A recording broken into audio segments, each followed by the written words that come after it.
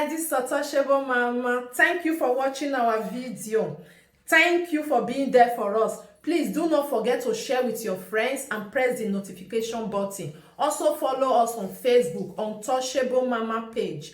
You can also see me on Wortoworto Mama backup page. We are there for you. Thank you for being there. Thank you, one love. I appreciate each and everyone. Bye.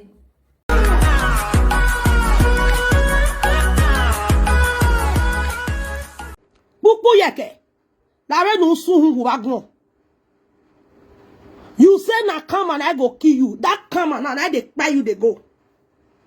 E come and ni nu we ya gbe la jani ogbo ohun. Into say maybe then we ya lo sajaye we na lo ezanzan. Nene be no be say your document your fee giver. What rob your you think say me as they play? Maybe me as they no settle. But now waiting I see for Sadaya, someone say, but they not talk. Someone say you are an evil guy. Who am I pure? I know. What more? That's not get one single respect. Anyone of baby you now. Or Sadaya get or mwegian le ram mwegian le libera. Of you kana no dana no. Ovio kana nu dana no. O we to wo sadia be no sadia ye. Iji me bi mo gele bi o sadia ye obi ji be no. Mo do gbu aye wa ni be. Ya o sadia ye mo kian vio emi ya gba lo wa ne. Are you mad? Anya bi je o sadia obi ji be. When you obi ji be ya wo poko so ko be bi ni never bola we gbe no gun gbiju e. Useless girl. So they don't move where you want me. I understand. I want more some say do so no and when you likpa. Again, they need again we know they need where they dirty like any other thing. You born one pikin jalua, you cannot even clean your own apartment. Opiama kpo wa why you select gbi hu a wia. Ogugwa ja la summer. Nonsense. I talk with you, I can't see. See, why write a debuffi name for here? Una no say I do video yesterday. In a way, epa debuffi oma ono gwa obiere. Na do mo ebo bawe wa get oma one. O sadia yebi okwo. Ra no sadia yebi o sa me say. Ina we so keke wo da fo Iya ma oni agwa. Iya ga tem na we afe. Waga mwe bogbo sa me say dedegbe wani labo de na no ya chewe the lad is your shit. You will be man where they comment for that say he beat you. Can you tolerate what Osame say has done or is doing to Osadiaye? Your woman don't ever slap you before they argue small. Osame say awa mu bi wo yo mu yao. Uwa akwola ko bi wa zu awa ni tabo ba gugbe. Te wag ogele yo bobo no ame e de agbese ti pagbe so po ma gbe wa nonsense opi agun wa ya gbe na comment section wa di ke alaje if that bitter how you go beat woman Frankie when ogun we ma gbe a proud mommy was proud mom not your girlfriend the only first time when you go your house we ma gbe no me say she do anything we would have record ama wo wo u te wa gbo kere iye Kevin we wa don God do sam bi wa o owo agun owo efo nu gwa gunu wa be ya yo eban e worry when no saloba na iye Kevin imeye ta iye Kevin is a very nice person because I be buy be ko momo so we experience anywhere no na momo ni no so la bi you o. Then social media now here do viela dia when we can you fuck only want to you come the shout for social media. See as I tell one I fuck on for chair, I fuck on like this. Very lousy idiot. Anything the boss Sadiaye or Sadiaye me and I know they play, but the truth has to be said. When I tell when I say e pa di mo fi ma ono gun o biere atem na we mi e gani ado ati o madan. Agwa madan no yan ma o ne marriage na ko ewoki. Wa wa won ko no hin amu no Sadiaye. I cranky house this morning. I did hospital this morning where I see say by the movie day live video. Every year, ni metal of a video man no say no ana sun go back gon where na lie they talk na lie put for your head in the camera and act work bijou. Your Facebook never they work. Ade, ya bijou. Wa ho wa back gon. Ba bola we gbe. Uhun dano mama uhun dano babe. Unyi me danu gwe na iwe gwe na ya gbera di na imi. Unyi me danu gwe iwi iwe ya gwe na mi ya ma gwo wodo. Wa ho ho. I there for live. I there for hospital just this morning. Where I see say by the movie day for live video. They talk. But omo ye me run for. When I tell you na so say they insult us say mama too na so na lie. E u pa e we see I mean igbava. No be say they insult and say he answer they quarrel say the where husband and wife sometimes you go say na you go okay baba go okay papa. Oh. You just say they are call or a video call. Oh sorry say why run you.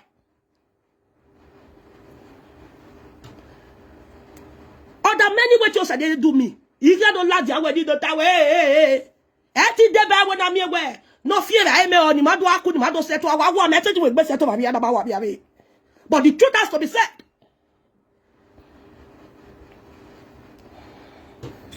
Which man go take that one? Your baby mama will born for you, you never even marry. You not when I hear what you about the movie talk just now say, even the day when they do the traditional wedding for us, where they want even now so say they insult us Sadia mama. Oh Sadia you zua say one wa rubbish you where they go ahead ya mu go your hu. Imagine no who work here. Of your heart twin. I cool work here. And I'm your man you go salad you know. Uma go le be wa you go. Okwo no never respect you eh. You are the no bi we. Obi jime obo kan opa odo tie bo ni jime yara gbejo. Jime are video call kan ya ye me. Ogun ogbise ogun na gbije yo me ken ye we. I love you. You knew right from time this girl never loved you. Even though say okay, we'll remove love for inside, she even love you. Woman go do her first time. Or Sadia, this girl go just start for us. Maybe mama go your call for video call. Again, our me Sadia, if always one leg in here before. Oh, Ijebe o jama o jabungbe. Omok biakba ni ma beer, ma cover it with the blood of Jesus. Who were telling there we boy Sadia, you Sadia get very bo. Oh ya bego. Who were telling me how the deck way? It's very obvious now. Epa the movie talking just now. He say, Mama Sadia say la you know they come out. The day when they want go put money, you go me ameni amu o same so hu. The day when they want go put her for her head. Say mama say you know they go. He may no ko Sadia here. I say we boy back agwa lo. Ubi okpa ubi upogya ne. Ebe mare go me yangu nu yagwa le awebe.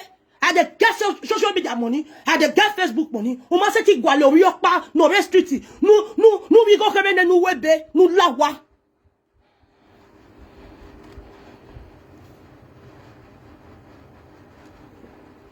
I wonder what did happen to our young boys of today, for Germany and for Austria. The time when you come Austria, you can never see a black man. He go just come abroad, he go say he want follow black woman, say he want marry. He must find white Oyibo. Oyibo he must find. Now for German burgers, all these our Nigerians who are there for Germany and Nigerians who are there for Austria. Now then go carry Oyibo who are there for wheelchair. He go carry and go club. He go they use the wheelchair till they dance. He go they use that till they dance because for him no gwalo ba ke be yen gwalo.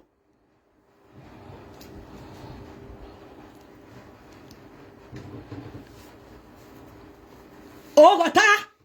You know get almost buy one of his daughter. I beg you. What Osa say? He go say me and Sabi na do talk. A sweet not buy your more bore. If they happen like that, picking. Something for you want put on for mat or you want put anything for mat. Maybe before you reach there, the next way you fed do who work my bunny for. Name make na koya be sweet you know. Or be enemy you know. Na normal.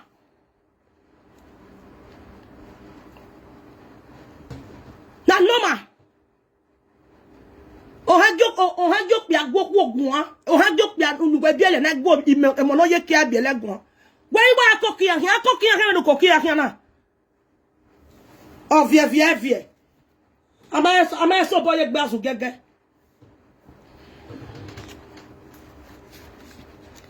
Deto sadia ye go ori jime gele no jibo bio ege no sadia ma na fuck up ye go ma ya rob ye gbe o ma rob ye me.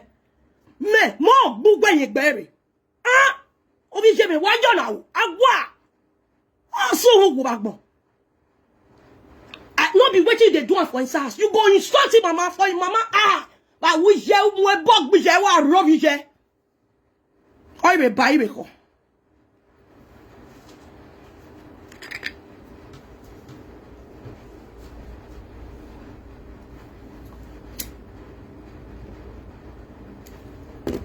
I be buy me go. Guys, wait, come abroad, wait, come Germany, wait, come Australia years ago. You can never say where a do here. Okay, wale bone. No boy must say but where get as he be maybe must say when you a German burger, old burger. Now make when you see all those old German burgers. Eh boy ya camera. Here ke ya avio working here but here ke do I marry the Germany or Australia. Now we both give all of the paper. No man like it, but the ones we not like it, but for instance, I say, I don't feel follow a boss stay for us. I don't feel do one. Here we continue marriage. Oh, you don't know how we continue marriage. You know, I'm more your zoo.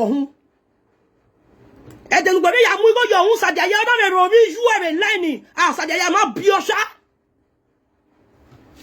You might love you not book boy. The day we want to put money for this idiot head, she say insult your mama for video call. Then you went ahead with that. You go your home. On your home go. Ivie bulo ara ole.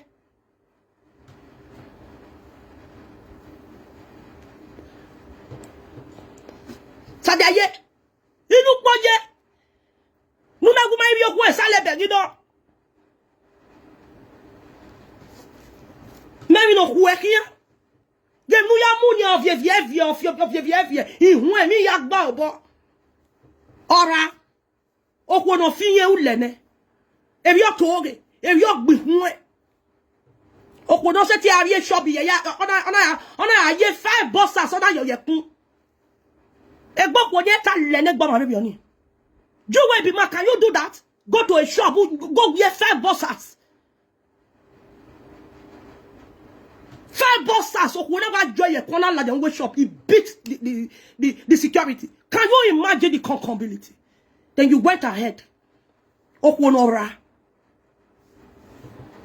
I will be all right. Here have a shop. If you have a shop, lift the lay. I have a Germany a city near you. Oh, Jack, no Jamie.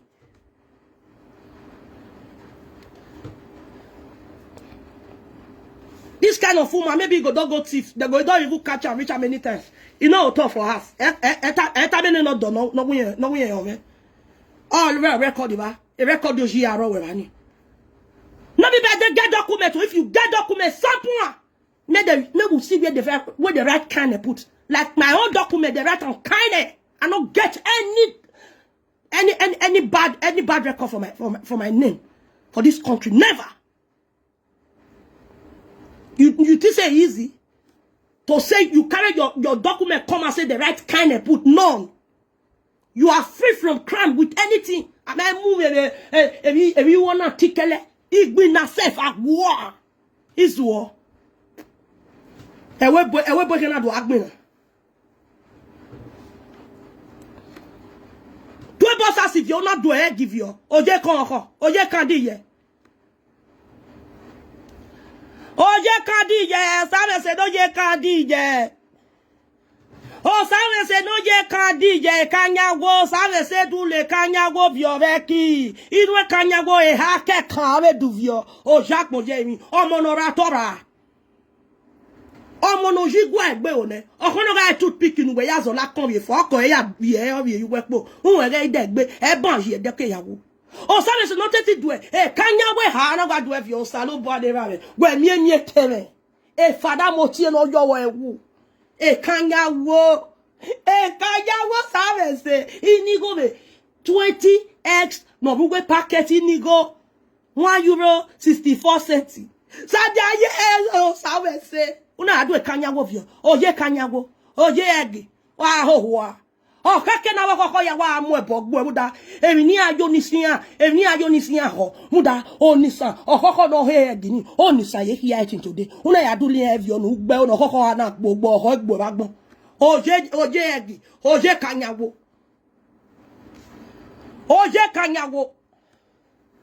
wache oye kanyago oje kan dije yin pupu yeke ona be adule kan dije vio wa ho oje kan dije saume se tap tarap e kan dije saume se tap tarap e kan dije saume se gestolen kan dije gestolen saume se gestolen e kan dije due kan dije vio ki we oje kan dije Gwemere bogo mu gbegbu ni e kandiye awe wa wase adanene awe kandiye ha uvie kandiye ha uya o megbe ugbele kandiye e hani ugbele yada u wase kisade o sabe se u mame u no wa do kandiye hije ha una vio o jakmo je mi we ban yi de u ban yi de iba bo lawe gbe wa gbon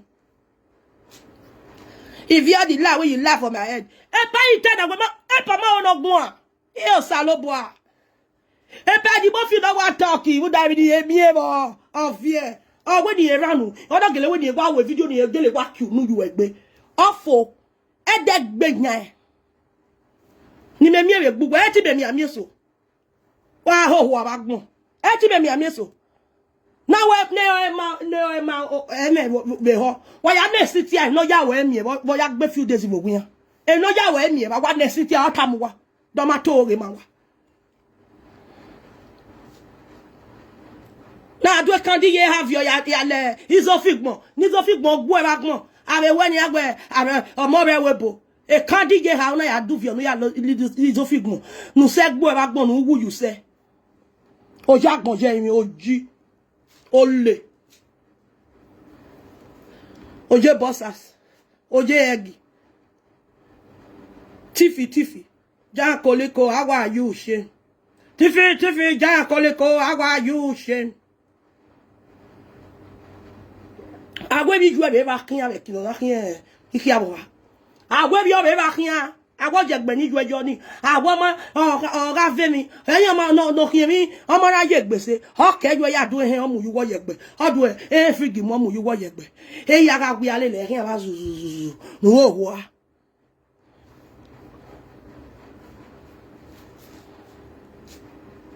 ijuwe no la se ti ya de do e figi mu o mu yuwo he o mu yuwo yegbe o dada hia o ya le re bo wa o me re webo apike build as ya apike as ide apike as ade u se agbewa of ye o ye do e give you obedience me webo ya le isofigbon do le boss as ivu yo o e ku e ma mo na we do ladi ade te do le boss as ivu yo na we na e wo pa ko o kin o se nu wo ye ba gbon no gun gbo ye gbo nhun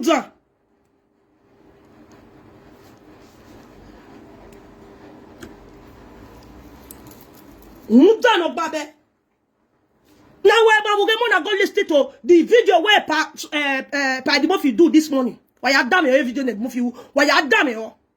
Oma ono gwan e kemi ni pa kan ni e wa fi for we. He said the day when they want even do the traditional wedding, Osane say was insulting and no Osade is more than on the phone on a video call.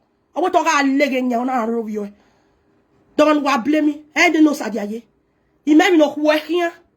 Kiabe mu na amu odudu edu eni odu na se ti ye bra ya pa ke won e won ya ye lagba le le hin agbi won agbon gbe won yin o na se ti po pa mo to po e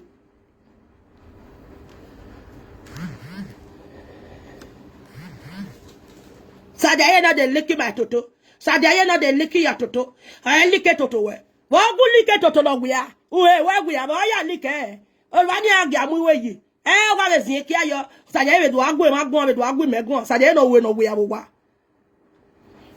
Ozie kia yo we gbe mu o mu e yo po a o we gbe mu yo wa to e yu we ne ove dadeko o we gbe ye yo ya pe kia e kwa e kia uhe no gbe mu nu yi we mi o pe na o be di ogun ye wa la lo e ya mu nu yu e uhe of ye uhe ko dolo uhe no gbe azuzu toto de zuzu uhe gbe a kutu bre o salobo o egbu ya ni ke ba gbon egbu ya guzi egbu ya gbe ni salobo ni ra to o le mo be tu me wa ke wa we mo to ubi ohun ya tata we ubi eku awe he te bi na ni ya wa ya gbo ya salobo o egbu ya o ma po wa o wa gbo ya uhu gbe be egbu ya ba he ya ye fun ikan na wa we vu Ikana wa we vu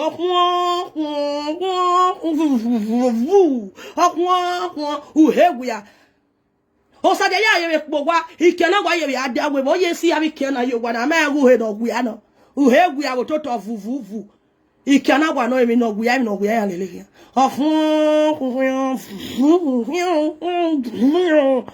kana wa ga tu be na ge caterpillar bo wa ho wa.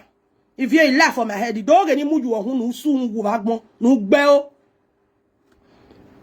Oh, where I will not cool my yes, baby. Am I no be job on Saturday? I no be job on Saturday. Una Saturday, Akugia, Una attache, Dinave, I'm a who are. I'm a fear pan of you, Yage, I gave me a cadoro. Yage, no, another talo. Wazua, Unza. Yage, no talo.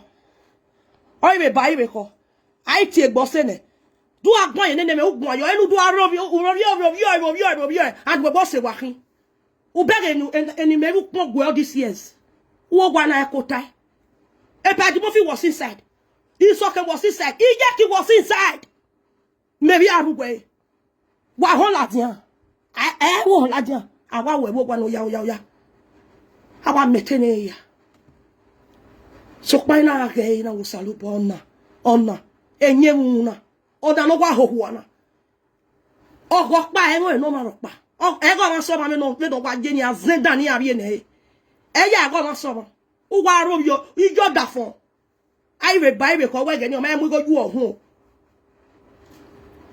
o penu gbe biere nu gwa e tu be we wa be nu pia be gui u ya ti e bo de bi eke ogwa call the video ko wa lege nya wa ya da me isoke fi e fo aba we to ga yin na we agwa go ma be ogugun ye me ri jo da fun ga agugun be fun ga lege nya iyo da fun na wa yen pa wa re yen le ni ya mu go yo ohun yen mu go yo ohun wa yen yo sade ina be do yin mi je sade ina yin mi je no khian go yin ya sade go ya gwa le be nu me get people that beg me no matter what all the pie bi mo ti we ban nu we gbe be kun akian one great sade ye awe one room no ya mu ne for one room no ke ba ni agwale two bedroom apartment gwale yo ya we le be we debi ono gwale bokpa na mi ogun ame gbe no ma bo ba me so e wa koko gun pátápátá go no vie 5,000 euro ni e u vie no we be we lawa debi ono according to be ne pa mo fi ya ta ban we o me ge ni awo se yan ke vie nu e u mu ja u je gbe fun me enu ya wo vie ni agbo wi agbo ta agbo ba fan agbo ba bi eyo re aku we laja arobi a call you we fun arobi o nonsense o fi gboko mo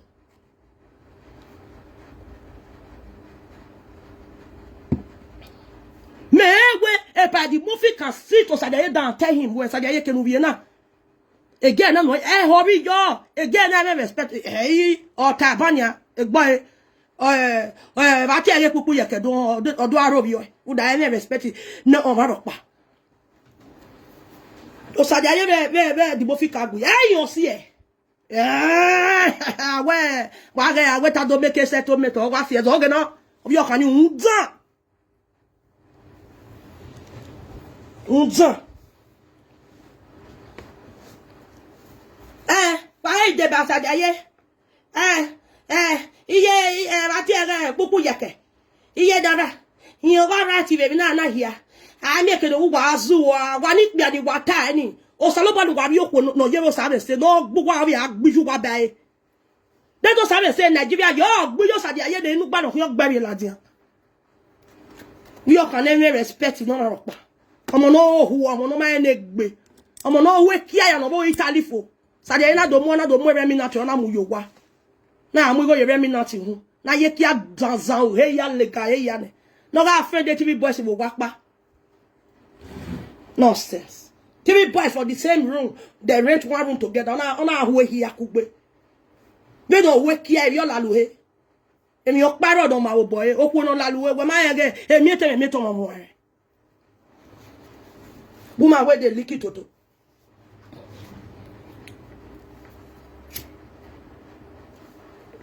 Amo no wa la luhe. Emi te me okie ke. We ge ya no go enia. Ave lene lesbian no kawa vela dia we ge age ya ne. He ya ibiele. Unda emi te me gi ogi hiye nya ne. There's no way you can love a woman and love the woman. You can be dating that woman. There is no way where that woman, where you take experiment that woman love you back. Most especially woman, where they fuck man, they fuck woman. Because she's a bee. And the woman me kia even though owa lalu here. Women will be bee, they prefer to lick toto than to fuck prick. But ogo sabe se no bro. E kia ye wa kalo se. O iwa kale ki ogboso o wa kale ki e o etinne o iwa kale kugbene o ya gwalu he no la lo no ya step e dan o do fe go. Ivie you laugh for my head wa zu abagbon we gboko di meje so di me do kale so kwa e so di me miamia ni me do kale ya kwa nu do get that here amu e bogbo social media na.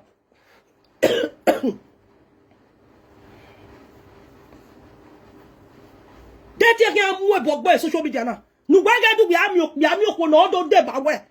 No do tagwe mi nu ni ma. O ya da me e padi mo fi ban. O ya da me o bo kan e ke mo pa kan e ke be ni eya ijebe. En ara nu ni agun.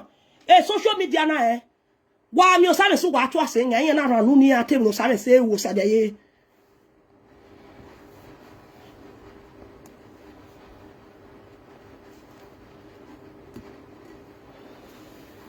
Ama wo pia wo ko egui o sare se ono wa yo saje na ya kin to no gba na ya kin ta won gba wi wo ko han je gun e o salobo sade no pe ogun so gba ke vo of vie sade itoria ogun so ibe to agbo maybe afie Ivie odise la sare so kweti bo ge ba ogun ogbiju e. You are a very useless girl. For you to come and say, if you lied on me. You get the latest one over Ladiana where they na mu go you on. No na gbo hu go ni amu you on no na gbo di na imi. Iguna ya aro bi joda fun we video call. Don't na you blame me vana. O sabi aye no. Nda o sabi o ma enegbe. Ona you go ahead with that kind of stupid marriage jibulo ara ole. No wa ro bi you as a pull I love my mother so much. Okwonu gbewu we abiye. Ogo aro mi ju e video call. Una ye go ahead ya mo go your home. I love my mother so much. Why I love you? How sound say? Sound say we no get one atom of respect or love for you.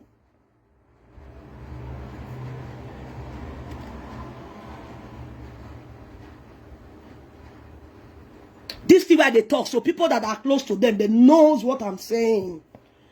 They knows I'm not lying. I'm not lying. I'm just saying that there are a lot. Ni me miamia. Ni me ijere yata. But he aga yeri do akalo ekwa na. Wa ho ho. Go and ask the wisdom man. The wisdom. Una see what is happen that day. Mona listen. Na live video this one for happen now. How many months ago? It does take small. Una remember?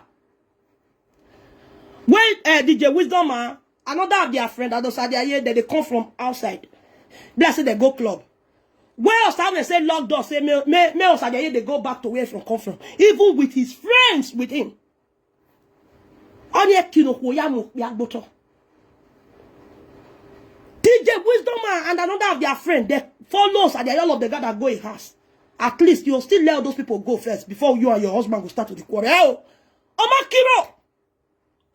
DJ Wisdom Man, another of their friend, Osadaye, Iana Ribe, DJ Wisdom Man, the begla will go. Kie una lao, una no see am, una I no see am, be in told him, and I like your national. Then they look him, maybe about 3-4 months ago, always soon, mana.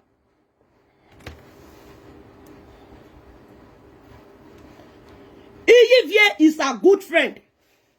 DJ Wisdom Man, wife. Ivie no ma bagno. O kani gi mogo. O kani mogo gbe Ivie ni gi like e. Ogono. Ogono. Ni tobi ogo yekin. Ivie on emi ya.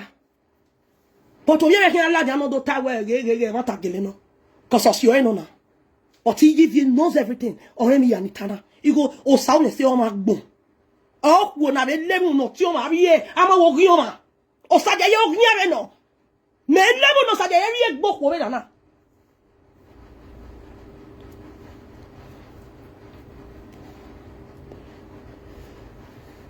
Ya me press we body ba we gbe ya kian no be kun boy. No da o ma bi okwo do bi okwo bi kun. Aya gwa de one room nu ka aje ne nu so life we. Look here that about what of the marriage below around there. And the number we go here, you won't done one hour of you go a video call. Hey, so Kentana. When I went, when I go ahead, when I am go your home. Hey, Jimmy.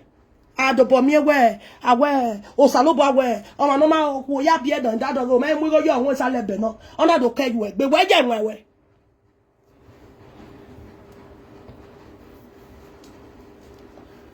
People will be saying now, Ivie, you don't like, you don't want to make the marriage working. Why you come, eh?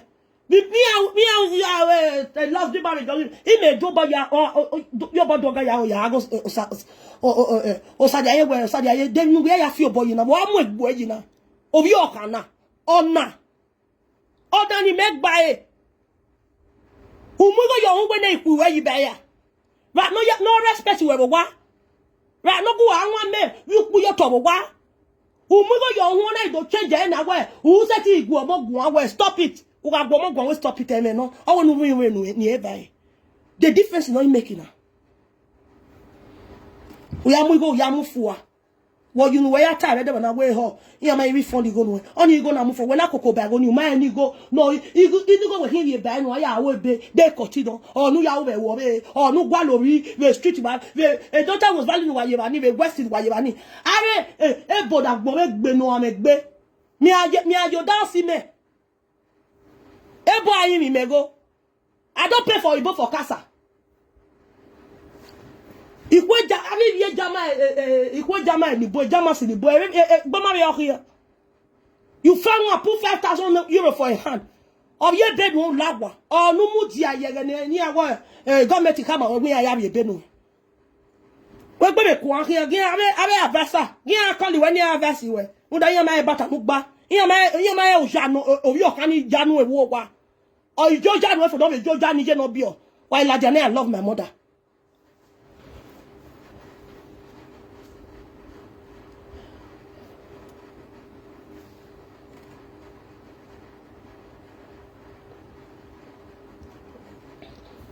Kokpa mo bia ni ju ebie no ya bi happy days de no bi okwo no ma e gboda ona gbi hun e ona e fiete na unyi mo pa ma gba no bo kan ni ama wa ko me ma mi won no ko se me ikoria ime betu ime ise tu a ime gizo because he has always wa fun onye okwo re ni me ko se. But ima ko sebe bioni na miegwe o saloboa. Ima tie police never me dokpa. Never. Am I mad?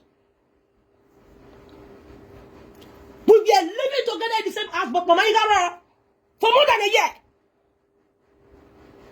Wa ho ho abagbon unzan. If they talk chuchu. If they lie. Dog anita. But don't vembo, no don't you no don't you we. No do ya vembo, ba wonu ju wen mo vembo, you hu we ni wu da wo so hu. No do ya vembo we, eri ya ni talo wo ge no. Ne pa di mo fi beta ba wo ge no. We are dear, and then here we go. You won't say, Una rove your dollar. Here we go. You won't. Here, wrong. I mean, I never done. Una rove you a video call. As a Frankie that why you beat her? Oh, no, bubble. How a Francie, no bello, yeah. Who wait freezer when I belly got me to ye wait freezer. Me, my show, I went on sona. Oh, Jano Sadia, Bob Yokana. I bear your le. In a month, I think could not say you wa. You will more set it calema wa. Even I said, yes, even I gave why I never did of your calling or boom. I want to my video to talk color Emma wa. No, I done it of your. Oh, why I know Vijay Jackie. Oh, Vijay, when not Osana Sena, you're not Swasada the room for no reason. On a Jake. Sadia eo, sadia you may seven on. Ona je tona do need to apple. Wow, I said that dog bena. Na le precious make you know. O ma ya so egbena nia. Iya yak ba we nia, we ya nya. Igugwe, hu don hu me hu mo ni me.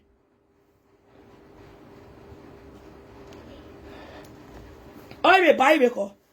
Na le precious make you dog are go with kwa. E we tada and the day we come na house. Wetin happen? You want to tell the body. Oi me buy me ko. Baba na me de fie pa. Keke we atere ni ne baba na. Inu pe dog be wo ado bo be busy body ni ki. Bati age benemi bo mi ati e de ni ase mu ne mi hepa.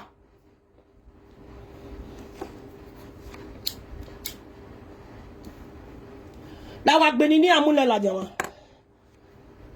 Busy body hepa ise no abi ya jere ban eni ni amune. Why yana ni what boy sadia yele nda won imare ni what iyan me ni go through we ba ni mo ma wo sadia ye ku but iwi ni te mata yere na o sa we se un dano sadia ye bi o yagbe na obo bi o kani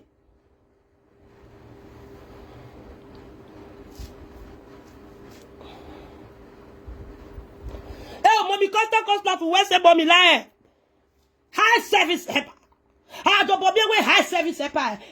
No. Or Captain where what do ya gbanya and no was no and no who done. Oh, they asked whether I will if I was there. Who else close videos past me outside the year before? Who else close to Sadaye the 1 year not take close before? Them ni ma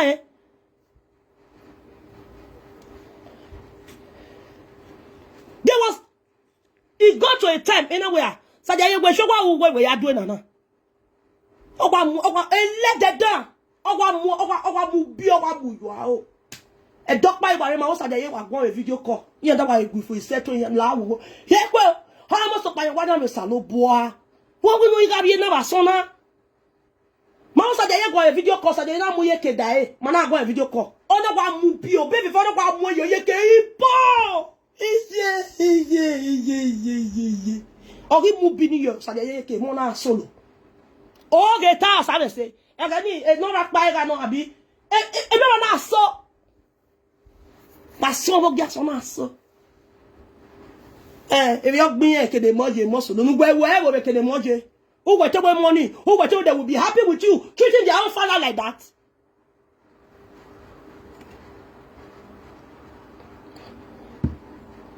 Mama must occupy your wife. He must come out for this house. He must come out for this anywhere. This night, what will no be about so now? Hey, when you go to dance your end, you know, will dance your head. Do we know we are keeping no about so now? Hey, only my kind anywhere, no recording now, lobby. You know, was a low boy. La wo. Again, what I go not buy your wife, who will take care where or what we almost to buy your wife or honor gas or Simon Seven said they buy your wife. I'm on that buy your wife, what your ballet got in. On your ballet, wake me running to Lemupa. And I said, when in here you talk, you know, Salo, but I take baby with any police. I'm a police is not a dead. You think yourself that they will be wicked person. They tell me because they get me, I'm down on with donor. Yeah, report women.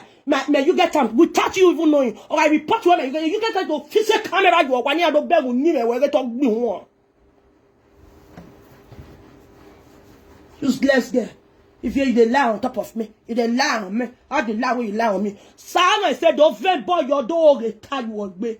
Di me toge. Me ma kwe jero pare. Kele kele di me jero me tana. Why do tani abo pa di bo figo over beta. Wuga make me nya jero a video call. Gwe me look back. Osadiaye. Oh God. Osawon say Osadiaye wa gbe. That day I dey for Germany. I think he made the nedero I just they sleep. He blessed on Sunday. Because the man not go work. You understand? What was Unu? I just wake up. I don't see Miss Kotaya. Now I can pick. Now I can call back. Alpha. He said, no. As I wake up, I can't see video. As I see video, now I can see. Je vais aussi see avec soin. Already you gbe ma social media. Now you take call. So you work me. He say you just speak more for us. So make we you worry ne. E to be soin see na tie me na we ti ga bi e. Mo ri kina we ajo hun yen rogba. Oma. We phone ne. Phone we speaker. Na wa tana. O sa de na we. Odan wa gbenye o igba se gbenye ona mu bi yo ona to asen yo hu sa we se o ma to asen yo sa dia yo hu we dero a nu su hu ku bagbo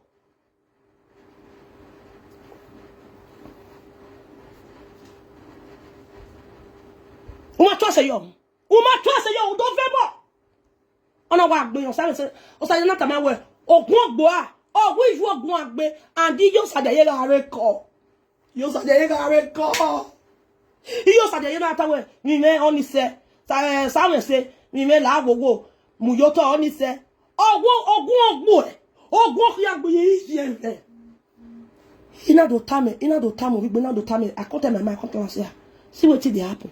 He suppose make this woman just dey insult this poor mama, even as the mama they call, they lay curse on the woman. He say it's not supposed. Do you know Osama say came out on live video that they come, they talk, say, my people, any man will insult you, you insult your mama back. Now bad you do. When I remember that day, you know what, Biona, I'm going to tabe, we will get a gualova. Ya be what dollar never ever. Even if you would have, we may ya beg, and you Jarabiani. Mabana, maybe I'm even like the woman. Salo body rabbit. O Jaba so be O Jabu. There was a time I didn't have to say, they be all in no. Me agwa le bo mana, ni magba winner. E bo don gbe le wa, ni magba winner. Me I have a co-worker na me where a boy no if you strive. You know where worry am with black or pan. Me a black am a very fine beautiful girl, not be Sophia. Very na Austrian too. Very fine beautiful girl. Oh yeah, we every year disturbing when here because she came from a very large family. We go in. When you must be any settle down. But I know we the point of your you know. You would like be Australia only a marry warrior. You understand? In a near one book man, no one don't marry working. There you know, just try to be no making a marry. Now, so the tea compare me which one day. Sadia get one. That was years ago. You know, wow, who are back, bell. When I go Sadia again, you may be hearing about team. Are you mad? Bono Sadia do you know ya friend boy? Don't Sadia toast him a deco, bed him away Yaku again. He never. I'm a guago door. There's no girl no Sadia friend near almost to introduce her man. And on our lele, I'm no gay or introduce her man. And on our little Obokan, on not to Yamia with godmother, who does Sadia. I knew Obokan throw Sadia. On our friend Obokan, okay, do you have more Zamzamizana? Dear Ganiata, well, or then I get you in a well, ma. Oh, yeah, Otewa Mosi. Me may go if you don't done. That's here, yeah, Tabaraga, yo, who done. You may, or you go to attend honor to a ton on us, what berry. On your son, yes, you look, but I have you who know what I've done. We give me married book of Rivioni. More book we are the Jemia, boo out your ballet, baby. Yai boo. Mo ki o gba le gbe mi e gbugbo e fun ni ya gbu e. O sa lo bo. Origi meni mesini. Obo kan e. Ye ti me mama, e mo mi o te me. Ugbo so we ye. Ah ko so me ri ko. O wa je be try. O si agbade me.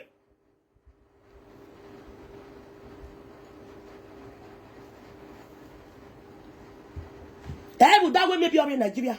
All that for a day, container, big container. Because on a rien provision of a way to run because on a salon, on a salon you way. I'm a way to run a bear or say on a battery and mommy teenage.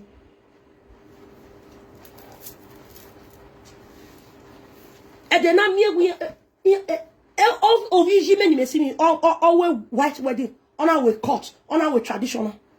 Even a pabita. And then here we was move there. This Sunday one no he love you. Make a phone every give salobo. And I tell bless you walking, kojo. You remember? Or we are there okay. Or terrible. Or where mommy here when you are reporting my man. And this Sunday near your church, your muya church. And we give a sunu ya argue give a win muya church when you wear have your money your pa you don't view more church. In our ma. E kekena pepi wa amotasi. Or wait a second, okay, what Gualicape cannot pay him. More, yeah, we go your account more. No, I pay, no, I you go where pay. Yeah, we your account, no, you pay any cannot pay. And actually, you have about your winner. Everywhere, sir, can we wear Zoa? Mammy, enemy, Mama, you know, allow women set it good law. A more, our can be here. Here you wear your church, get your block here, Joshua, no, you are picking on your church. On a muya. Maria me come again. Up the year we agbe we moto we ke we have a church. Here we are play love. Here we are tears because don't last here we ke we wa mo. Any ati obo awon mo. E won mo no robi yodo. Then you expect not to go you own wo fi era gbon.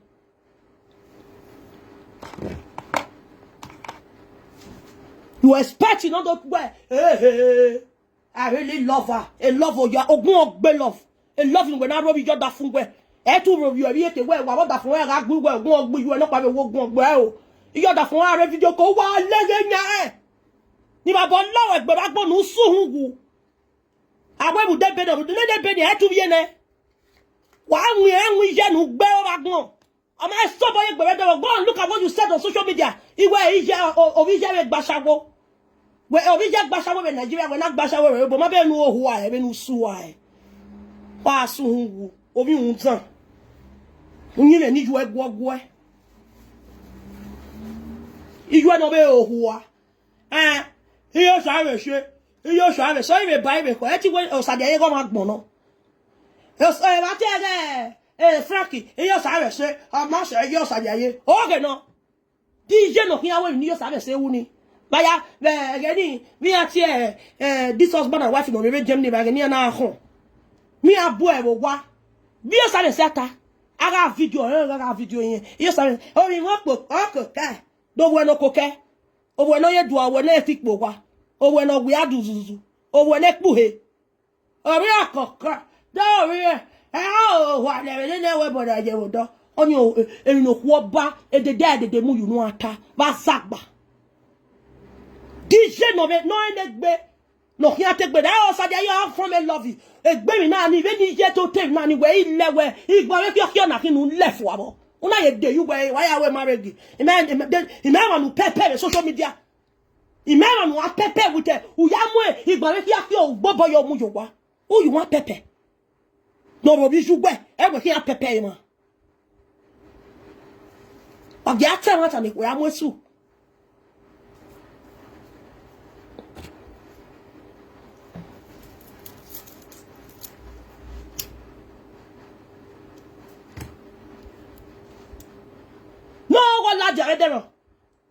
All okay pa di bo fi ta ban so ke ta ban o we de ni adoma egbe o na odoma egbe no video ba no odoma egbe working adoma egbe say one come measure for the cloth wey she wan wear for the traditional wedding on that very day they come measure her body come take her measurement na so kwa we yen riwo sadi aye when I continue with it nonsense yani o da me egbe sha. Then on the day of the traditional wedding, this girl insulted your mother. A video call. They will now go ahead with that stupid traditional waiting. For Viviani. Umame Gie ke wo Janu wo be get not too much gbe. Yaga ni ola de oba do avie vakwe.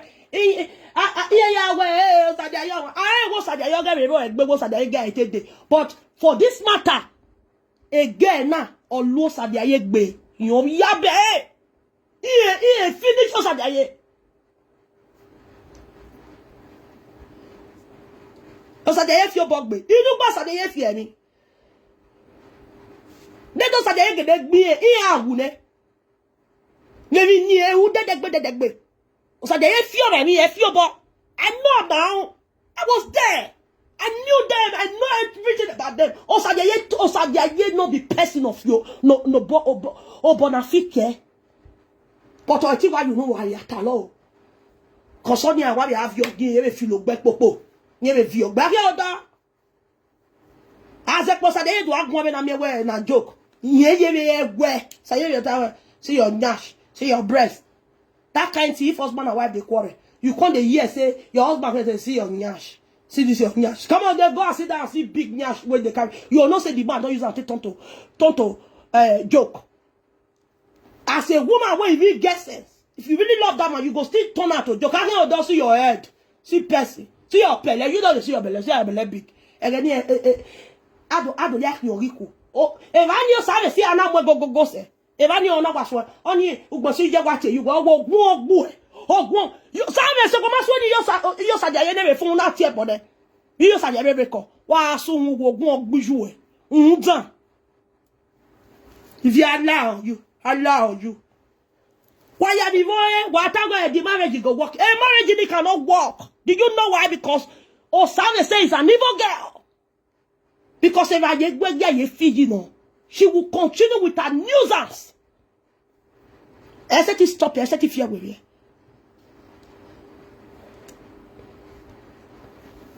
She wasn't like that. Oh, no, what come? Oh, you got beer. No, you got if you go via your tunnel with Germany. Oh, no, no, Sadia, you don't know what you and you know Sadia, ya me baby. I was Sadia, your baby boy. O sadeye we no ya miebe. O sadeye we no ya miebe no ya akpeko ya we no kwa make na bie no make na stay in Deutschland. Abie no mo ka ru we bie we te anu we bie no make na stay in Deutschland no. Do no mo gbe e wife. How we no? Unzan. Very useless girl. If you lie on me.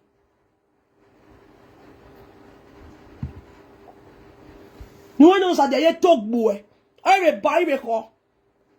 No talk boy. I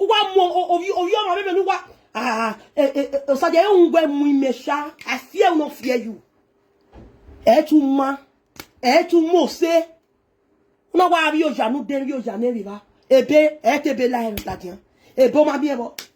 That one na to show say he really loved her, but this girl never loved us at one day. And why have you mommy, my love her. Oh, everybody love you. The ladien. I dey kiss you. When I come, I no better why they kiss you. I come where I ever marry no. Then I come over you know. Work back on. When they think where they are blocking up back on. Nonsense, it can't.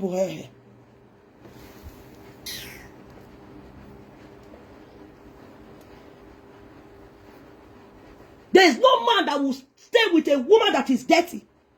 How much more say woman will not get character? Not to talk of woman where you go, your call your mama, you go, they insult your mama for phone. Nonsense. It doesn't have this still done for live video. Who got video? Who got your go? Do you go no ne? On a rob you or where a brutana. I be not because they mama for live video that day. Or where a brutana. Here you don't tell me no meaning Italian language or where son of a bitch. Oh yeah, shawo, you want me. Can you imagine the nonsense?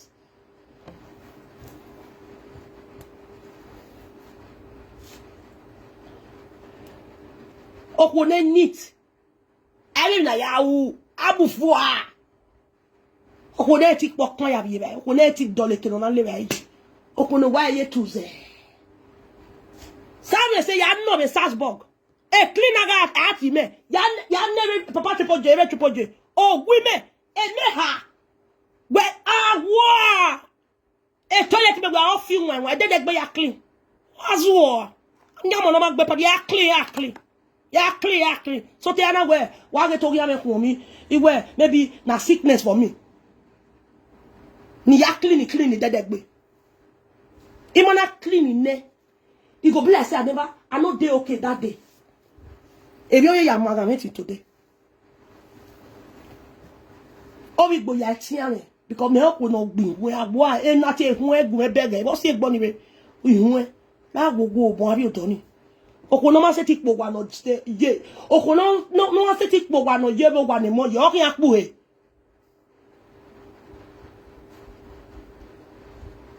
ye wa mo chili ni order from Italy ye wa mo ya wolu e ne ya wetin apu e okono gele ni ti o ma ni de chili na apu e wa sin o boy wo eri wo lo ya meri ya e ogano we ga sent for o ma ni dun do aye chemical apu e o bo ni o sa ba bi no ma o se no bo ikun bo yin na tan la o sa ba bi eni ma ni ko ma ya wolu eni ma ya pe e na ye chemical pe we agbo e ba ni wa sa lo bo sa se o ni akara e ya ye po e ya ye buke agbe won gbon e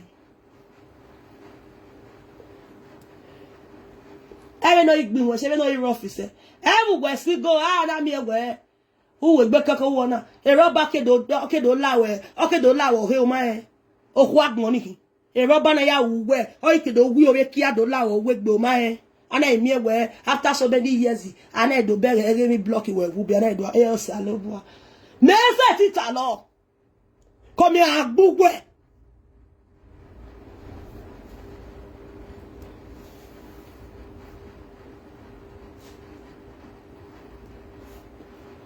you think I will come out here and be saying, hey, wait. I will come out and say the truth. And you me. Emi ni mi o sare se mi o to me o. Eyi to tamu wa o ibi agbon.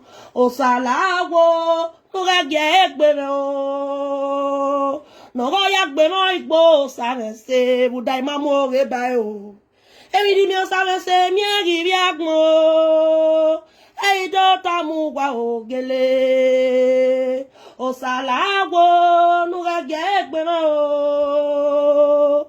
No ya gbe won gbo sare se budai mata oge yo won. Imata oge yo hu. E won ata no mu gbe me ni mi emi ta. O vie do wo kan ni. O bi go yo sadia ye won na wi e wa. Ivie. Okwodari o nri yeke. Wa you do you waste no it's no hard this no na. Is a vie. Your boy is my weakness. Is a vie. Your boy even have to come. O sadia ye that night. Wa ye na. Well, around the year, while we were still now, we are today. Oh, dear, Lord, Waluga bien la owo. Oh, so sabe se la oye me. La wo ye la o idigwa wa. Oba kiro 3 days oba kiro. Sa dey na ru west no lu so wo agbo. Oba kire. Maki no be only that one time. Many times. Ivie o saloboa. Ebi ame waka. Ebi ame mi o ma na bi ko ebi eke.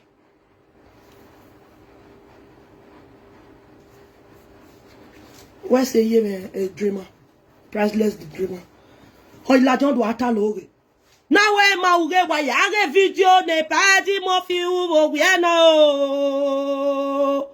Me la de na tamuwa ina we pa di mo fi awe ni egun o we ni etemi ni emi o sa me se mi o ina we bo wa kin ya ko sa u me se o ina we pa di mo fi o ma o do gun o kan ma we do gun ina we wa ya re na we ma o ge iya fi o pa kan fu ara kere wa diki o iya fi o pa kan fu ba wa no we he bebe wa ya dan mi ho that one we no be I want need that we no ku oni nu we ye. weta we what go fear me? Me, I was shocked that day. Was at the egg fear of Ohania me live video meteroni. But I look kind of one young man. Because he may get the alcohol because he may go at the yoke beer. Me no who sells and you may don't bomb of him. You may move you out. I move be our doctor. My house at the video cause I'm moving down away. You got Ivie.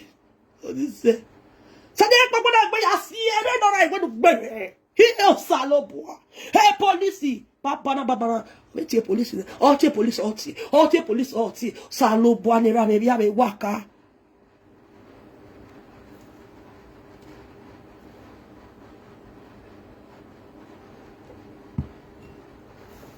Wa ho ho agmo. Me mata mu go hu ayata. Ame mi ya no na. There was I go advise this get tired. There was even a day I can't say Larry. How many young we boy na?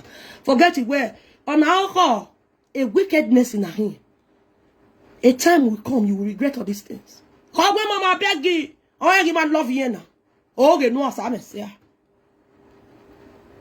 And who via will back more. Ne kama gbo agbo ne kama gbuju ya ge kama gbuju ete iju e gipete wo we kama gbe fi to ya ta we kama agbo gbuju e wa hoho dan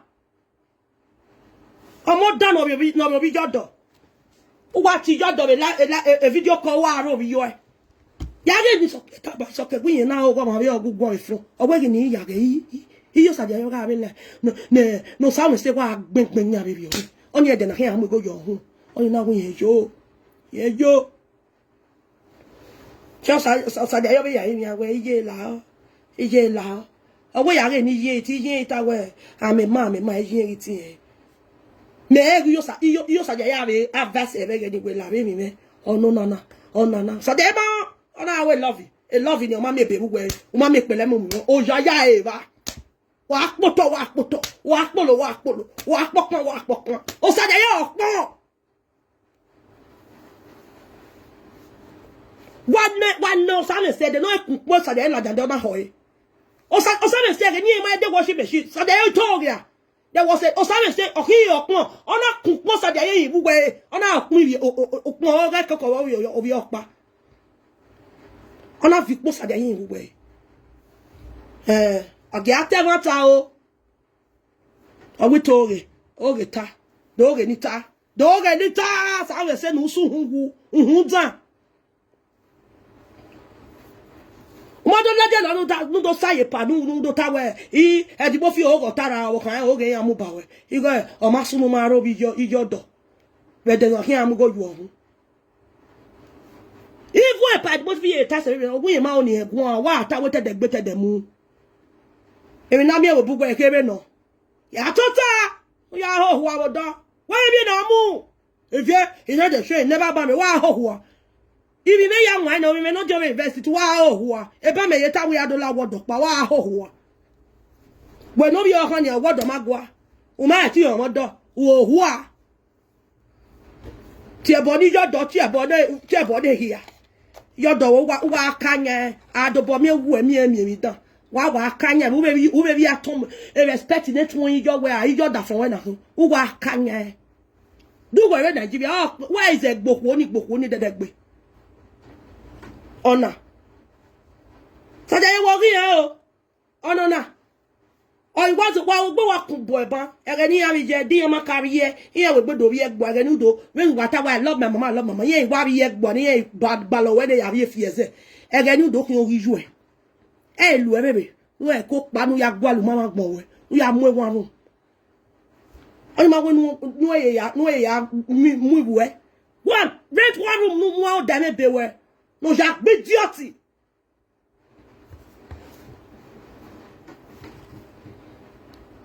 idiot me ta lo we wo re mu be iyo sa lo bo doju hun we ya fen body me to re we me ma ko je yare me ma ijere because me when you tighter the better the muna. Agbo ya no e padi mo fi no abi soke no. I soke na when you gele la jani e do ta. We wake. E mi no sunu we no sunu. Ni egele temata you we. Ni egele ta. But here again only after because I don't mean women do after way one call they talk now. It's not fair, oh, but it's the truth. Why ya de by where it do where I was at the you get my boy my way or sa but one time where na so it go bitter I want my beg I want my see me that I want see me. Some people are still angry with us because again I push us no ya do a key no do. I know this evil girl. You don't know her. Sadaye man I walk when you worry. Oh no, I go Sadaye go Sadaye you don't you oh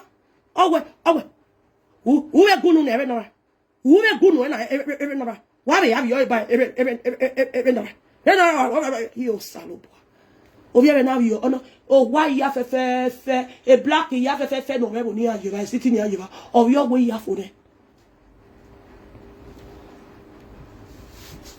Yet to remove some of Panigena.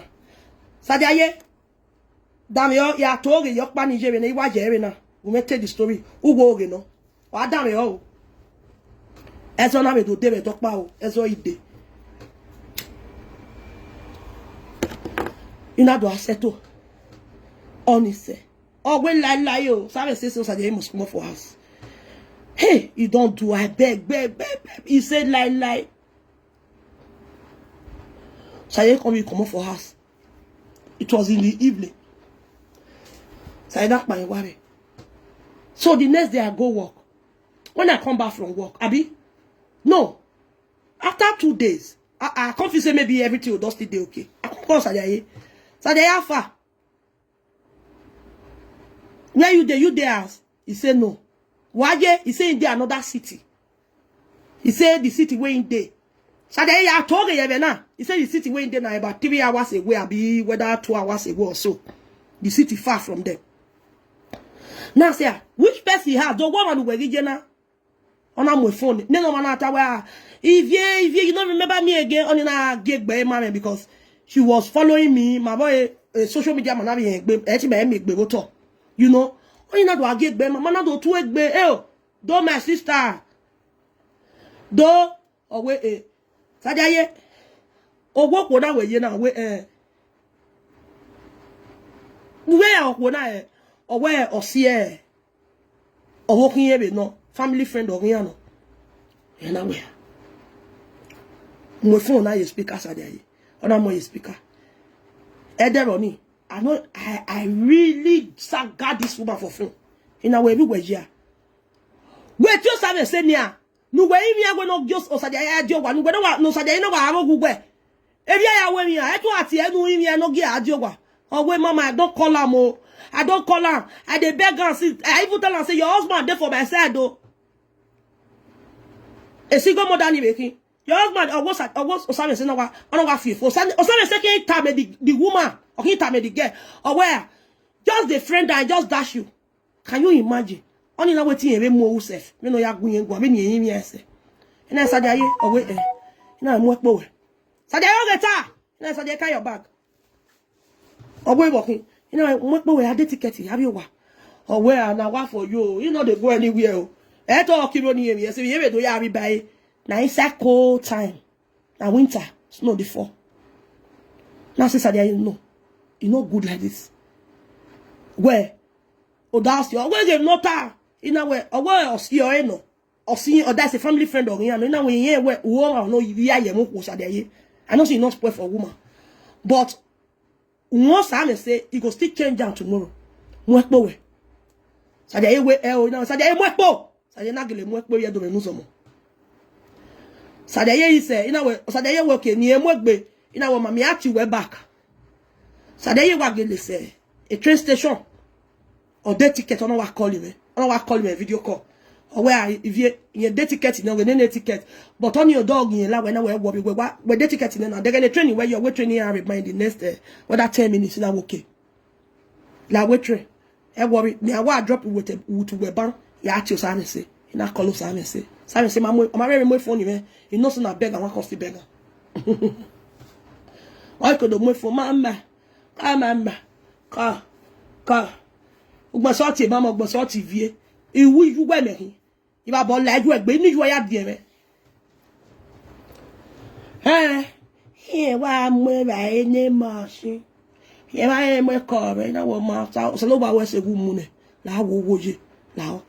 Ya ye me la wo. Get lawa.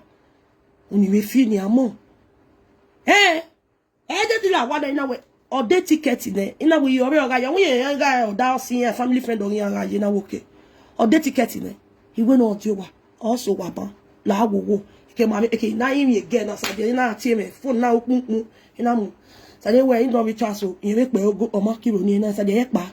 Mudia by Mudia. Do you know my people say, oh, yeah, buy any of them again about careful. I could look careful if I don't say na where ma. Here, Yagwale, near boy, Aduro, near Seti, happy, more 1 year, more 1 year, stuff like that. Or yeah, my granted, I don't know, you know it's so. This girl, Sadaye came all the way from 3 hours. More where? Other than waiting doing here. In a dovey, you won't be by. All my own be say, ya lake way. You go be your Kiro. Oh, Sadaye, you are sonny. Or Makiro. Many years. Wire. Many years. I don't even do Yakiro. Or what a lawa. Or my Ivie. Hog walking at Bushwa. Hog walking at Bushwa. He joined in a tea. We may Ulawane. Or we are funny. Now, lie talk. Mama never sleepy. Get in a corrible cigar, neck book. Mama, do. I never sleep. Oh, I'll be away. The thing don't relieve me small. As in, I feel am now. Yeah. Me ma son a bole cigar ya connaisse. Beaucoup baba we ma trust him. Bole cigar baba ne mo sa wan ligo habi wa. O da ho wa. He don't still let her enter us that day. He still sleep for her side.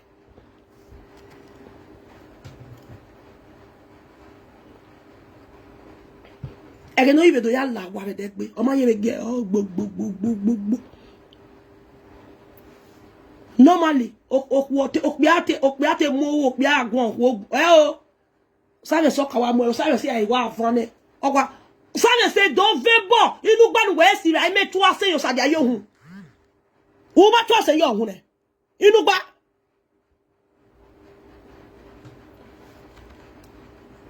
na say they beat you sade if you when there sade if you when I work arrow say I work gbo bi o sade ya o na toge no go ba mo se. Dan o jagun je mi oje kan diye. Oje kan oko. Oje egi. Ba ki si ona yo egbe o. Inwine ko e no. Oje egi o si ona na. Oje boss as o si ona na. Uwe ke ya. Uke la shop ya do e boss as. Wa je ise. Una wa joyo. Oni vie ma wo pe nwe kera. Uwe ti du omo mu. Ope nu kera. E ban suon. Okpenuke due, why you 5 bosses, all that big and all those expensive bosses. Here you when you a security you wear, no me. Why I will lock why una buy? Who did you? Who did you, my way? Laja, abashashi, I got 2 bosses. I'm making a dope bono where gele una yaragie. Agwa do yoni yagbe gunu agwa okin ojina okin tak okin rati ere atakwa apa no ogioji why ni na wona work back ya go wari the boss as ya there you ho here ga here TikTok wo do here ga here ya go ya Instagram ya we le da keji we mo yo ani na we okun no me na egbe na ya do boss as if ya we vie boss as ni da keji we mo ne picture ye page re wa ho wa ba gbon hun tan.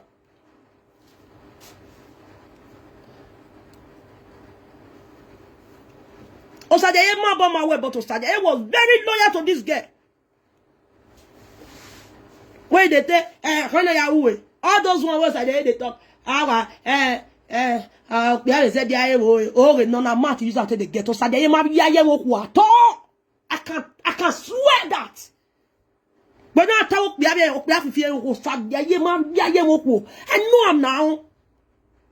O ma yaye wo he we moku never. Sade a mo papa ni o kan wa mu kian But he has a lot of female friends. But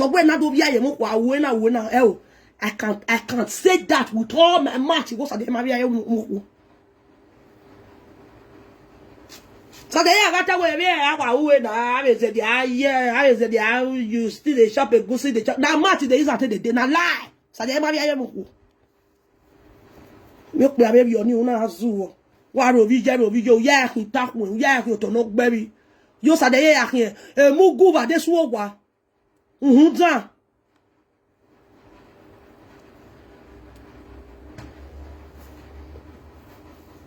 I can swear where no sadaye ya gwe o danara ogwe do sadaye we ni ere uwe nike ya laja ni tie mebu wo pa ere u maybe a mistake bi ana obe nwanyo na adobe sadaye if you talk say ma dey faithful we e ba yaye mo ko sadaye ma u papapa ye mo ko never me party de pa di mo fi u ni ma yara abi ebe gani e ge opo wa mi e ge na mo si e ge na ga wu no sadaye ma to stay ma ko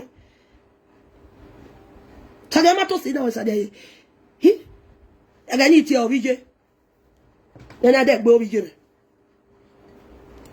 ina obije ina again na o like you obije be again na wa mo se ni ya like we give me your number oh oga ye gbe yaro re ni na do atalo oge we ma bo sade aye are you people okay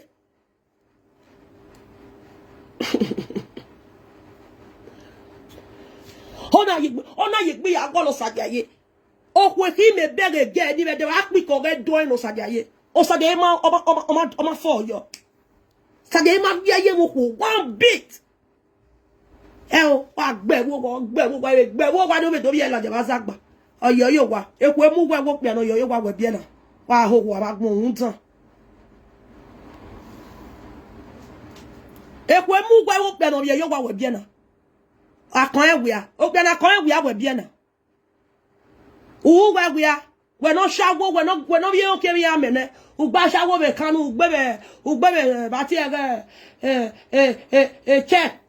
chest na jo ma ya bi yera be weekend na bi na be dele mi be shop a de una ya gba shawo ti bi chest no amegbe una be anu eni ani abi awu chest no ame na gba yan me una be ya gba shawo ba ni de ko bona gba shogo ba ye no we e tu eniku we na ga wo ga we no nene he no nene sa we se we no nene o sa de o sa we se awa toto he ga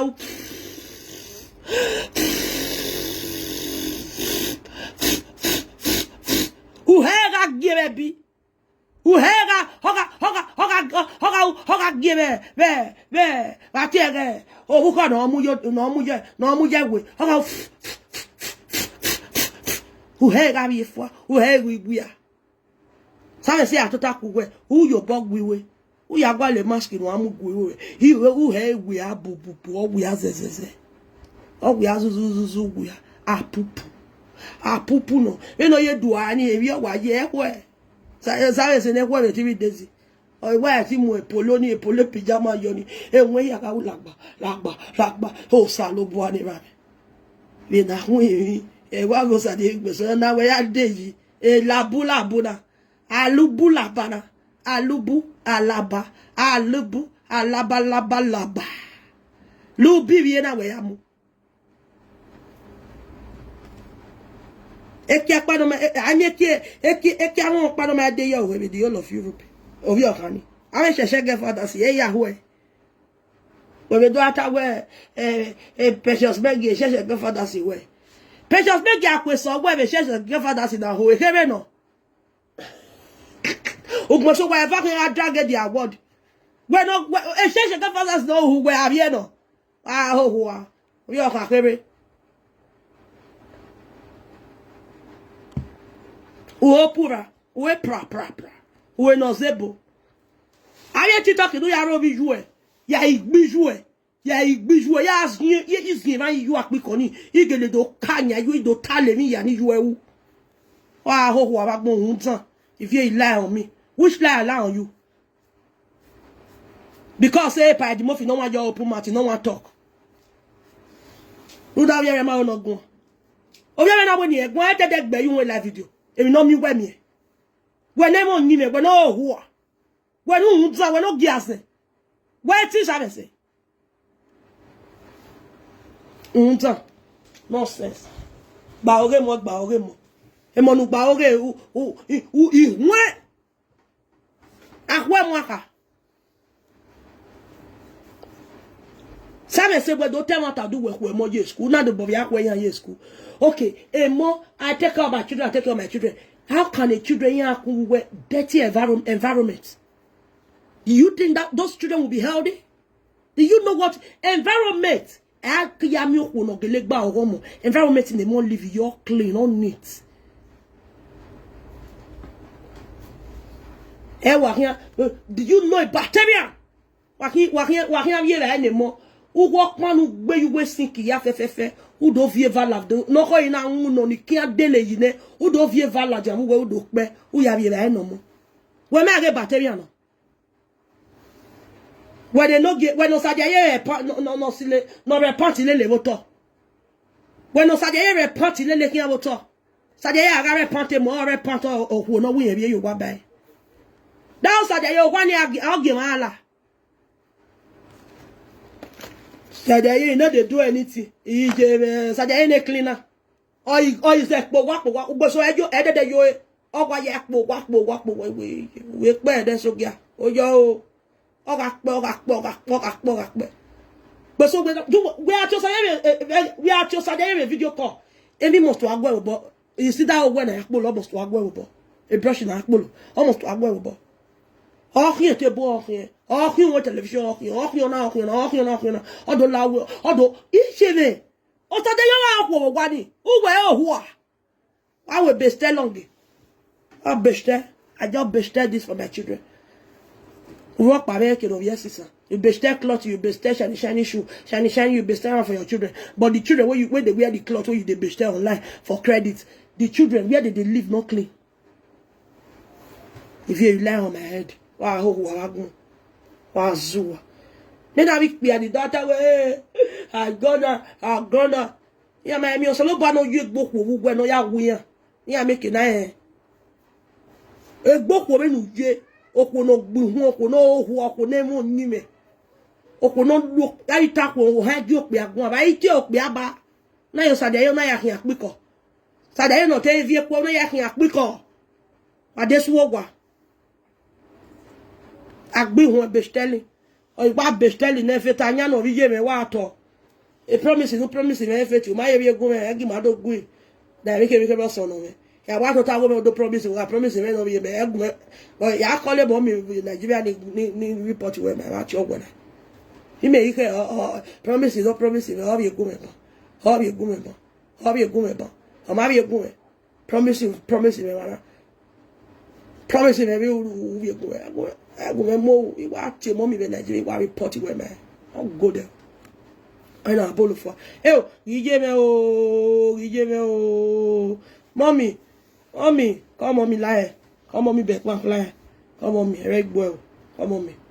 You understand? I be one no mama. Oh, he be one over. You wait down Sadia and about Taban Sadia cool. My sensitive cool potem. Hey, now we made me Bobo can go say. Oh, vie, no, now, so far, I'm going to find me, Bana, me, oh, you know, oh, Saloba, poor. Deto Sadia, you, Vigi Megeliano, more ye came in ye beginning. O Sadia, more to be he ya point you talk by pen, Agualoa, a gagget, and no ever. I'm a walk, no one will you wear a video call, that they were here our traditional wedding. Oh, when I will read you wear a video call, Sadia, you still went ahead to that, we go your home, Sadia, I'm not pure. Men love you not working as young as you are. Handsome, umose. You men who work here. No way, I don't know so way your man.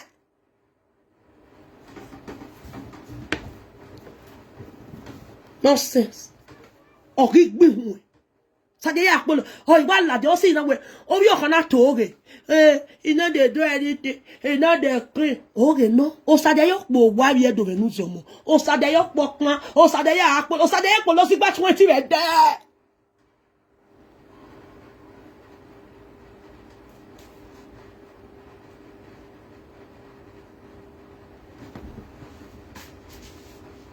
Where say mommy? A very good mommy, where say? Oh mommy, kada book me. What I told you when you where say mommy? You understand? Sadayok bo wa. Okpe. O sadaye. Jeme o sadaye me. No he do sadaye me nai. O sadaye is a clean over ze pe wa mi. Yeah, watch a video call. Oh, what the a brush in the apple you. Or do one or clean and all salad. Away. Oh, you clean it for there. I do then they brush no ya brush do we go. I do to tie palo. Oh, we live video. A brush in the yak will go for it no live video no could die. Or stop a live video with die. Or what set me away with talk. Oh, I go bury it well. Oh, yeah. I been west one complain. No, they sweep all the time now. Where am I? A more one on the other most dirty. So they were worry, no worry. If they put the dirty out, the cleaner. And I was here, give walk bear, walk bo, what do you know? Or what? To be here, or Sadia, don't we walk bear. Sadia, the toilet, you will be true me. Sadia, or Sadia will need ya fefe. When okay, Papa some osi aye waga. Oh, we are zuzu. Everybody we don't town a half. No, you now. I been a lie they talk una way no am. Na lie they talk. No clean over outside they clean over. Sadia mama do aladia. I bet make una live. Why? Here wa kumbo e. E den we amugo yoko na robi ju e ko. Madam e so ke gbon. Madam e pa. On a robe, you go when I go ahead, something. Tell you one more be your. Now you go ahead, now we go your home. Man of who work here, no sense. Oh, January, obey Gany. A baby, but yage. I guess it's single guess no matter there on your can be up by my beaver. A baby, one more says, send you so go, yes, square young wallow. Why you them you Janevi will bear? I wish walk one way. To me, baby, why have you done about the road you? And then we hear go your home, so they could have you where they go. On our leg, you was at the year when I am go your home, so they flew way. I'm not be a warm more. Nonsense. Imo if we why? Imansha. Anytime you have in a job, I come you all worry.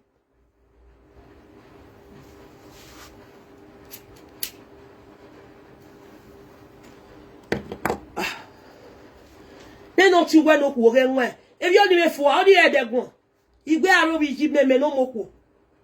Or time or time or hand over me.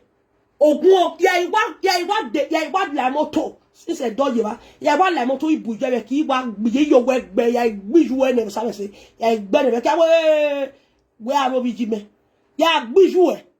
Where me.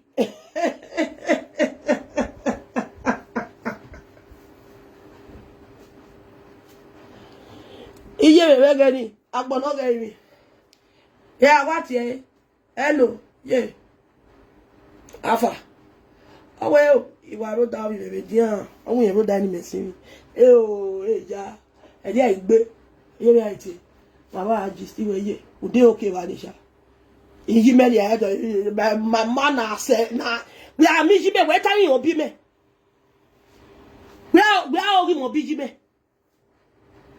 me la we bo yi me ke ye Ivie ni vie God ya mo gbe yi me o ekun no we single wo e do ni no baye one ask of my mother ewa ye ode ko we ye de okay ewa ye e blessing e no do awe dia o we ya asu ko yo ohun e blessing we mo mi ye e ma we ro pa we gbonu e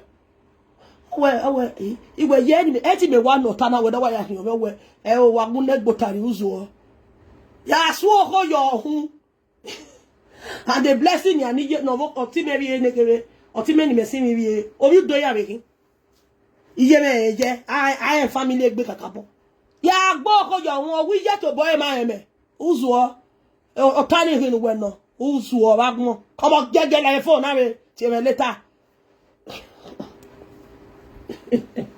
iwe agui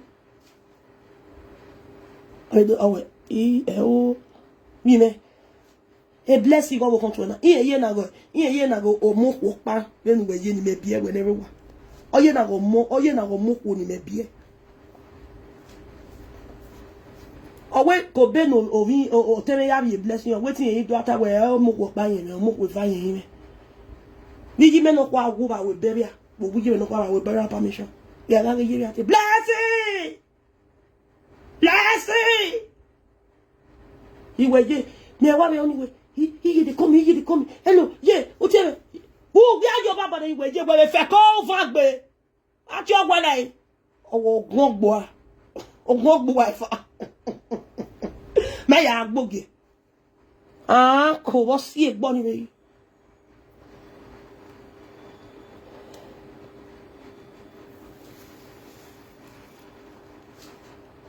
Ni bia kana kuna.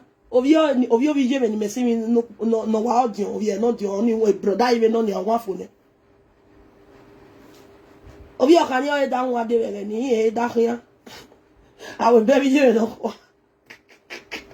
Because I was always on call 24 hours. I will baby you no. Ela me yakuba. Na ora no almost to kuikuna. Mi she vai amu. Na ora no almost to haro.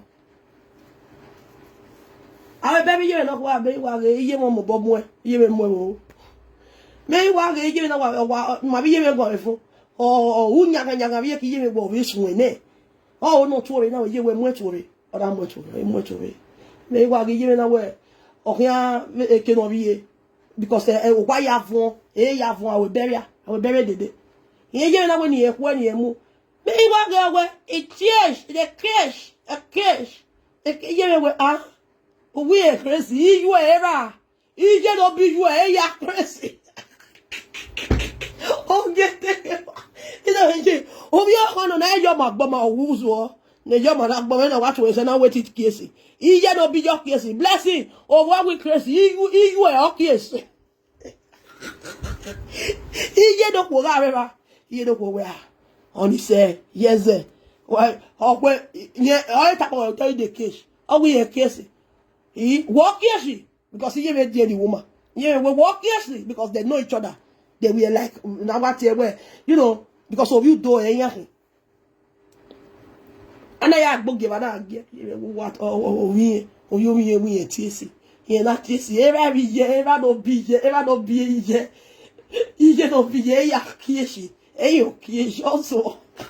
Ye na gbe wa mi ye we de gbe to ri ke na be ye ke na we wa ye be ye na wa gbe ye ke I na ye bless you mommy this year iye ko gbe but we ma láti ye gbe mommy láti ye se ye me to ge igwo bi ye se ye me and ge le o yo kan ni o ye vie ye mi ye me na gwo bi yi me se ye no bi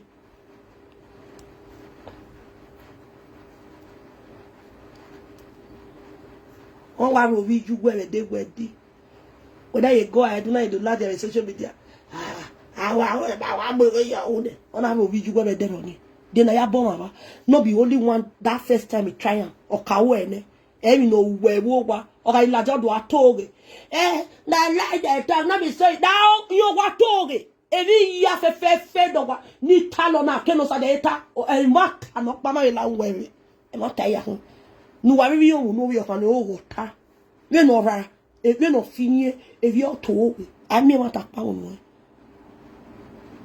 o ko no finie e dere gbe a mi na e mi agba bo boy ya ho o afin o no wa ya ye ona wa ye kun ye 5 bossas when I ye po ni wa ya hu e to di mo ma fi e me e ba ye gbo ye kwa ye o ye ga ye fiji aye de Ivie no se o sa lo bo aye mi Ivie no ewu go go dije wisdom o han o e ko jo me ta la di sa lo bo wa se ba no gbe so lipstick o ye we po eni awe lo le ki avera o i wa se ba ni o ye lipstick o Ivie o ye we po o i wa se ba ni o ye peti o ba ti ege alachi o ye we po aye mi no kin a ma go jagbo je mi no re wa yo fi hin me bi o ni go jagbo je mi no o jidan. Oh, Jidan, the highest order. Oh, you know, Tifia. Tap, tarap. Ça veut dire tap tarap. Tap tarap. Tap tarap. Tap tarap. Ça veut dire que je te on va non c'est tu dois candidat vieux. On va non c'est tu dois candidat vieux. On y a banjide. Eh mommy. Mommy back. On va non c'est tu dois candidat vieux avec qui on y a banjide. On y a mieux tu gon et domie. Ou besoin y a né à service pas. À service pas. On a dit edo gwan ne ogboso e de ni emeje ba ni eme bu yo sabe se do le sofio o salo bo jagun je oji no tifia o jo baje bu o jo baje bu e koko bibi no ro ori de ba kama o ba do agbon ilaja sajaye the greatest a prank master wa ya he prank wa ho this is society no we was you we who la na do zan na do you no zan for on you say na we ya wa we go sade gbesi we yan on e ma no mo kan we si we ge we do agbe we razagba even you we ma gbu we ne evita koko bibi ya you nu ya zan we ma eti ati boy we ma mi evita koko baby ni we me ti ate koko plan ni ya duoza agwon la dia we bogwa lo and we that's okay no you really love that which I know you man love we you we me bebe ne never o da spam me worry bebe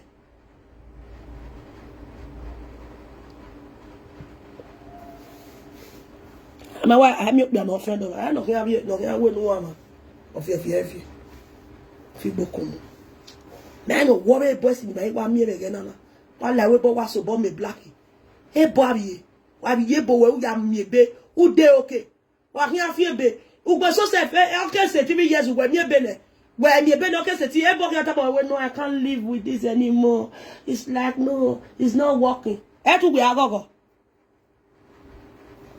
na igwa je na boss ba igwa la we bo ya agwa le black ni amu agwa le black na amu the boss is again they real German burgers Austria burgers here like we boy ave old school German burgers ni ane here mupa mu me ya no boy ya mare ya mebe then the black na no ya so bon me black na ave black na very magba ya ge ya single mother ya ki udigo mo ye wa ko bia yo ware ya ge ya ni single mother say ya Sam say from baby mama to married woman, from married woman to single mother. Adegi keneke guwa howa. Unyimewe, unyime danu guwe. Neke no vie weji. Ai da zadiaye. We wo sadiaye se. We you do amonu ya agwo ya gba toge. Be na wa mi we agba ya gbe gugun a. E ya gbagwe no gbagwo bu sebo. Me show we are what when in live do so. E pa di mo fi keke wo kan ye wa ge kwa we yi e je na fia ti bi e ba ni agbon bi e ba wo ni agbon ni ado ka lo ekwa ete ya mu wege ete ilawo de ya kan mu ebo gbuwe igba wo me e pe ya wa ina wa ho wo ya do no so mo go so wa yi ya ba kon ni ge apa kon we gbu igi ma sa ba yi my people o mi bet ma hi an zek pe mama later goat meat stew over home na ko le stew goat meat ye ko ya rise tare ai ni aluye salubo abi bojo I love food na kwa le ba ni seke na le ate wa me tumo argument kebe le ba ya won le awon ye bi ba ide wa ho wo opo yin wa bi ana mi owo bi ju gbe no pe a oku baby onu we agbon menu we ya lu e la je the dog love of my body wa ho wa mo go gbo o ja mo je mi oje kan diye oje panty oje bossasi do severe ho wa iwe ye mo do agbon when I like live video, you man say you comment here well la wa ni apo be via we Ege manive comment section ege very so ma be gba o. Okay ke ni a wewe ni aye comment ku we la wa. U fi an wo ba gbon sun wu. Dan. E ya mu yin me dan na nu me na. Unyi me dan na wi obi ju anu e ya re vione emi ku be bia e ge ya wi unyi me dan na wo bo we. Saba ni a unyi me dan na wo bo da. O vie we ki u we bi alo a. U so okun kun ni na ge ya u ko dolo. Ah ho wo.